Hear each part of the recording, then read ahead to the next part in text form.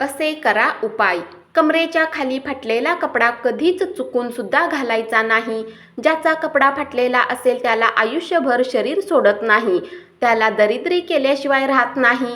अनेकांच्या कौटुंबिक जीवनात अडचणी येतात. अशा लोकांनी दह्यामध्ये मध मिसळून ते सोमप्रदोष व्रताला भगवान भोलेनाथांना अर्पण करावे. असे केल्याने घरातील संकटे संपतात आणि कौटुंबिक जीवनात शांती आणि प्रेम येते. शिवमंदिर व परिसर साफ केल्यास उत्तम गती प्राप्त होते व रोग नाश होतो. धनप्राप्तीसाठी पाण्यात तांदूळ मिसळून शिवलिंगावर अभिषेक करावा. असे केल्याने पैशाशी संबंधित समस्या दूर होतात आणि कर्जाच्या समस्येपासून आराम मिळतो. इतर सोमवारी मुठभर तांदूळ वाहिल्यास इच्छापूर्ती लवकर होते. श्री स्वामी समर्थ.